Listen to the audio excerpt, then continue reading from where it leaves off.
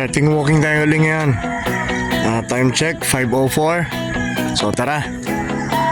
So ayun nga, panibagong araw na naman ito. Panibagong araw ng adventure na naman. Syempre, masarap umpisahan at masarap tapusin ang araw sa isang masayang paraan. Sa ngayon, pass muna tayo sa dam. Mas minabuti kong umikot dito sa Vermosa.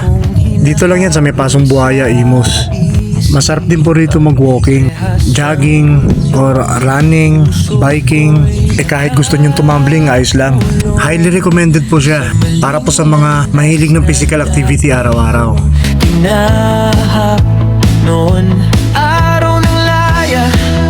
Pero ako dadaanan ko lang to kasi iba yung target ko sa walking ko.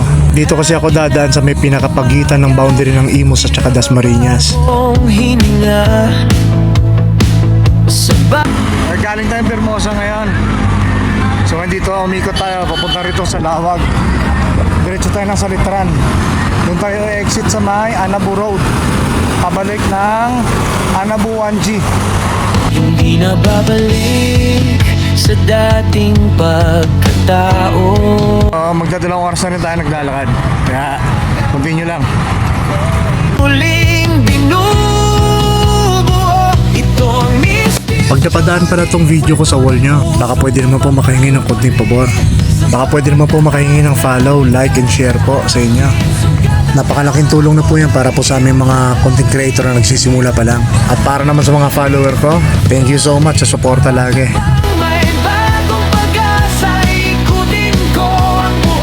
Dito pala medyo nahihiwagaan ako.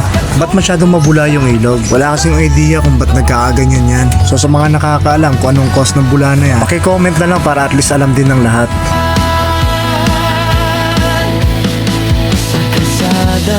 At ito na nga, nagtuloy-tuloy na nga tayo sa paglalakad.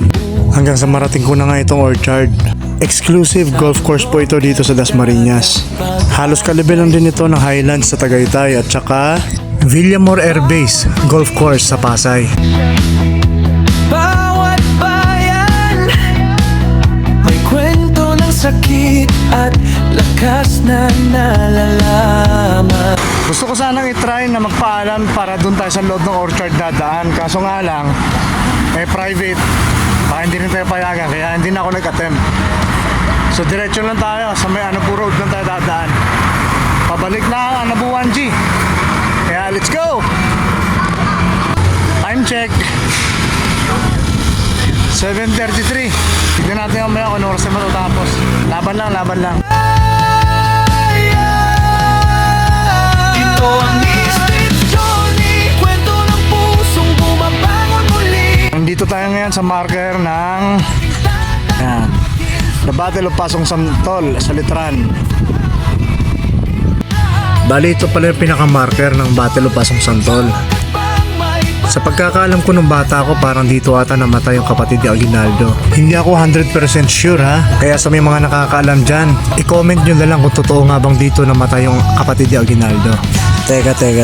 Hindi po yan eksena sa isang horror movie. Dito lang po yan sa Anabu 2E. Sinadya po talagang ilagay yan dyan para maiwasan yung mga tambay sa gabi. Lalo na sa mga dayo na may balak na masama. Ayos din naman yung style nila, di ba? Kahit sino siguro, kikilabutan dyan pagka nakita sa gabi. Yun nga, bali nakabalik na tayo ngayon ulit rito sa Tanghari. Nadaan lang tayo rito sa may Advencula Drive. So time check 8:20. Tara, medyo malayo pa tayo, medyo malayo pa. Ang bawat pahina ng aking Siyempre, ano nga uling gagawin pagka pagod yun na maglakad? Tumakbo ka.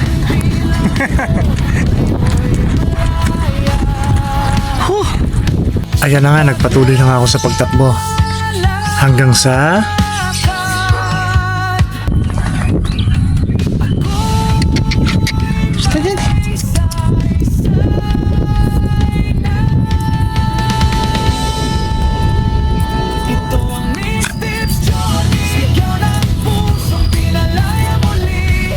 bakit na lang? Dali. Landi. Alis na ako. Abay na. Bye-bye. Bali time check tayo, 8:51.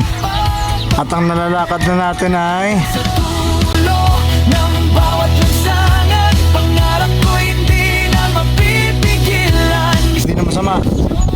So, next time ulit. Ito ang Mystic Journey, kwento ng pusong